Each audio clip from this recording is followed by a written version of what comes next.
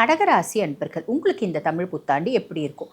கடந்த ஏறக்குறைய ஒரு 2 1/2 வருஷமா நம்ம வந்து 2 1/2 வருஷம் அப்படின்னு சொன்னா நெறைய கடகராசி அன்பர்கள் என்ன சொல்லுவாங்க, "மேடம் நாங்க 5 வருஷமாவே நல்லா இல்ல மேடம். 7 வருஷமாவே நல்லா இல்ல மேடம்." அப்படின்னு தான் சொல்லுவாங்க. ஆனா 2 2 1/2 வருஷமா ரொம்ப இன்டென்சிஃபைடா நெறைய வந்து பார்த்தீங்கன்னா, நீங்க ப்ராப்ளம்ஸ் அனுபவிச்சீங்க அப்படின்னு சொல்லலாம். நெறைய கடகராசி அன்பர்களுக்கு குடும்பத்தில நிம்மதி இல்ல. அதே மாரி வேலை செய்ற இடத்துல பிரச்சனை, சமுதாயத்தில அசிங்கம், அவமானம், செய்யாத தப்புக்கு ஒரு பெரிய பழிக்கு ஆளானது. அதே மாதிரி நம்ம பிள்ளைங்களே நம்ம தேர்ல இருந்தவங்கள கூட்டின்னு வந்து ரோடு கூட்டது.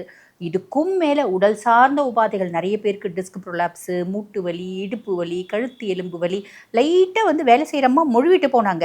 நான் தெரியாம கால வச்சேன். கபால்னு வழுக்கிடுச்சுங்க. முட்டி வந்து உடைஞ்சிருச்சு. இப்படி சொன்ன கடகத்தையும் பார்த்துருக்கோம். இவ்ளோலாம் கஷ்டப்பட்ட கடகராசி என்பர்கள் எப்படாப்பா எங்களுக்கு நல்ல காலம் பொறக்குது அப்படின்னு வழிமேல விழி வச்சு காத்திருந்தீங்க அப்படின்னே சொல்லலாம். அந்த நல்ல காலம் அப்படின்றது இப்போ பொறந்துடுச்சுங்க.